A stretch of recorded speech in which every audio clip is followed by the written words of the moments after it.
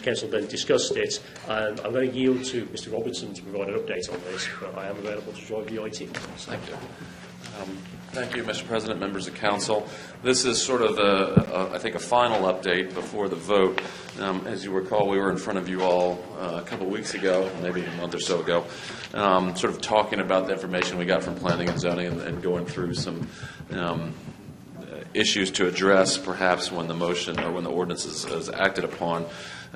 Based on the input we got from you all, we sort of distilled that down into a fairly short list, and I just want to go through that with you today so that we're fairly clear on what we need to do the next time we come around, which would be in a couple weeks, I guess. Mr. Whitehouse, there is just a list, and I think you all have copies of this. Going through the first one, we took a look at the eligibility for tenants. This is currently in our code, section 72-20. And there was a concern, a fair housing concern expressed to us if we limited it to Sussex County residents or folks that work in Sussex County. That could be a claim that we weren't adhering to fair housing policy. So the proposal is to delete that requirement, but introduce new language that says there shall be a preference given to tenants who have worked or resided in Sussex County for at least 1 year preceding the application to the SCRP. So if you have two tenants, all things being equal, the preference would be given to the person who's worked or lived in Sussex County. The other thing that we heard in going through this process was to eliminate the requirement to the county that proof be given that adult tenants have not been convicted of a felony or have a satisfactory credit and criminal history. That set a double set of standards, because there would be then a set of standards to the county and then also to the landlord or the property agency. We've changed that so that it states that prospective tenants must comply with the criminal and credit history requirements for tenants of all leases within the development. Again, so everybody's treated the same.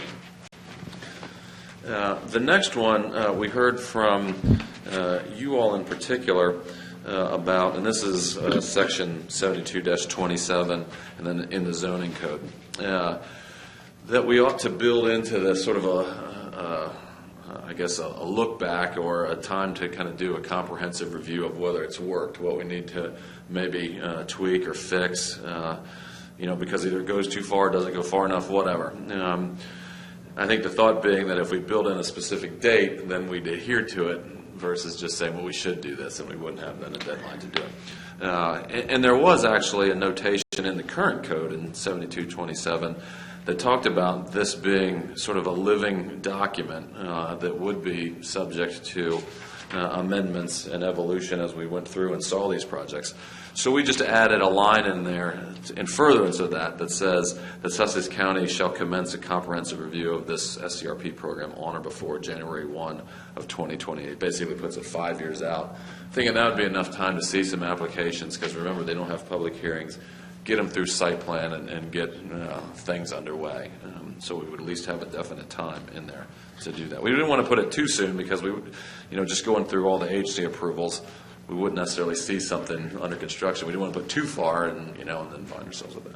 I mean, 5 years seems like a long time to me. I mean, if you should have a sense of whether you're getting interest and applications coming in sooner than that. Well, yeah, that's true. I think, but there's sort of two key measurables, if that's a word in this. One is, are we going to get applications to build these projects? I think that will come in much sooner than 5 years. On the other side, though, we wanted to see these projects being built to know whether, the percentages of SCRP units was workable. Whether people knew that the open space is workable, the design requirements.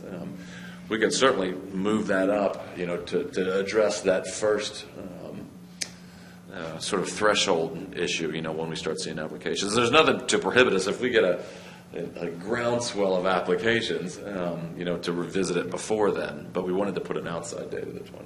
Yeah, that's true. Or if we go 2 years and have nothing, yeah, right. That's probably right. more problematic. That's what I'm concerned right. about. Right. Mm-hmm. Well, but under this, if it's crickets for 2 years, we can come back and revisit it. Right. I mean, should Absolutely. we request maybe a just a report or review or, update? We can, and again, we're not voting on this today, so we could add in there just like annual reports in terms of the. How's it going? Yeah, okay. Good idea. Yeah. Okay. That's a good suggestion. This next one we heard at Planning and Zoning, and then we heard at County Council, and we got written comments on this as well, that the 30% requirement that of all the dwelling units, and this is on page 4, that 30% of all the dwelling units in a development be SCRP units. We got some compelling information on that the economics make that tight to work, because remember, we'd rather have more of these projects with a little bit less percentage than nobody doing it because it doesn't work economically. So the recommendation on that is that we change it from 30% to 25% of all dwelling units in a project must be SCRP units. It drops it down a little bit. It's still within the LSA report that we commissioned, those percentages are. So that's still within that sort of those guardrails. This is one we heard. The next one on page 5, it's actually item number 4. Add the under the future land use map. We had town center developing area and coastal area. There was a desire to add the commercial area as one of the eligible locations for these SCRP projects. It just sort of expands the locations where these can go. Now, keep in mind, that's not commercial zoning. That's the commercial sort of colored area on the future land use map. And there wasn't any concerns with that. The next one was one that we did hear a lot of comments on, and there was, I think, some legitimate concern about this. This is the one that says where these projects have to be located with regard to, originally it said existing DART lines.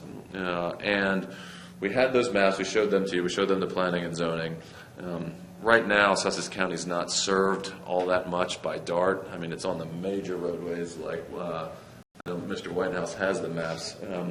And you can see, really, it's just the Route 1 corridor, Route 24, and not a whole lot else. It was, and some of Route 9. It was, I think, well-intentioned, but too limiting in location. And what came out of Planning and Zoning was a recommendation that it's either on an existing DART line or there's written confirmation from DART that they would put it in within a certain time period of the final site plan approval. When we talked about that some more, and I think we got feedback from the state as well, the issue with that is whether they would even issue such a letter or that it would be so contingent on so many factors that you don't know whether they would ever actually put the DART route in. Or, frankly, they just withdraw it at some point, and then we're sort of stuck. So we kind of realized that wasn't the best way to go. So what the suggestion is to tie it into the types of roadways, thinking that if you build it, DART will come eventually. But if we're on the types of roadways where DART would put a line, then we're better served, and these projects are better served, and the residents are better served. So we change it so it's within 2,640 feet of a principal arterial road, a minor arterial road, or a major collector road is classified by the Delaware Department of Transportation. And you can kind of see those are the bright red ones, sort of, I'm looking at this, I guess that's maroon, I don't know, and the orange ones.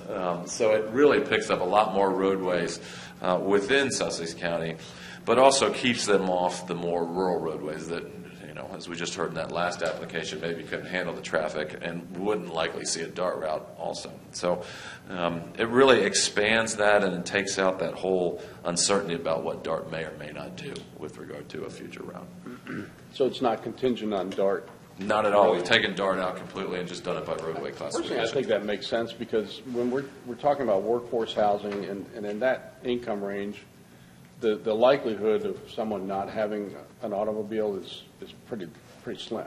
Right. I mean, this is not low-income housing. Right. No, that's true. So they're overwhelmingly going to have their own vehicle. And so to make the project contingent on catering to the needs of just a very small minority could be problematic. So. No, and I think, as I said, it makes sense to put it on those types of roads that are already classified as being able to handle traffic, So that means not only the traffic that might be generated from these types of developments, but also, as I said, it may prompt us to get more public transportation down here if the developments occur, and then the roadways will be able to handle it. So both good points, plus it keeps this type of development from being on some back road in a cornfield somewhere. Right, that's not compatible with the roads. This next one, item number 6, was a planning and zoning recommendation, and it was, this I think was Scrivener's error on the Scrivener. It said that it's talked about the setback, the 100-foot wide setback. It said this setback shall include walking and biking trails.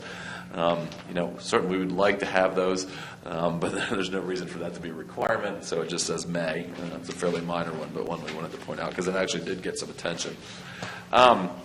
This next one came from planning and zoning, and it has to do with the setbacks, really with the height requirements as it contends with that setback, that 100-foot setback. Keep in mind that currently the height is 42 feet for a building in AR1. So you can go to 42 feet today if you wanted to for your house or whatever you're going to build. We did increase this for these multifamily complexes to 52 feet. But planning and zoning actually sort of recognized that if you're going to stay at the permitted height of 42 feet, you shouldn't then sort of be penalized with the 100-foot separation. And so if you do stick at the 42 feet, it basically reduces that 100 feet down to 50 feet. Because keep in mind that 100 feet, we designed it and we checked to make sure it would work. But that was designed so that the height area and bulk of what we're permitting for these projects would have some separation from the low-density AR1 that would be around it. And so if you're keeping particularly the height of the height area and bulk requirements to what's permitted in AR1, it's maybe not as necessary to have 100 feet, and 50 feet makes more sense. And then the next one, item 8, this one just changed it to state that there must be sidewalks on at least one side of all streets and interconnectivity with adjacent walkway systems whenever possible. That was just a point that we got from the public through this. And then the last one was we heard from several developers and designers about this with regard to the open space and specifically the primary view from each dwelling. We had a requirement that the primary view shall be directed to open space and recreational amenities, just to sort of keep the design of these projects so that they're well thought out and nobody was looking at the wall of another building, for example. And what we kind of realized after hearing from the designers is because these SCRP units are to be integrated into all of the buildings, it's not that there's going to be one building that has them all in it. This is too limiting in design. If somebody's going to make a marketable project, they're going to want to have the views be appropriate for those units. So why do we need to get into the business of designing them? So we just took that out. And essentially, that's it, I think, based on the information that you all had suggested. And if everybody's good with that, what we'll do is come back with those in the form of motions to consider when adopting the ordinance here in the next, I guess, 2 or 3 weeks. Looks like October 18th, we try to bring this back for a final vote with these amendments. Any questions of council for Vince? Okay, thank you. Yep, thank you. Good work. Very good, thank you.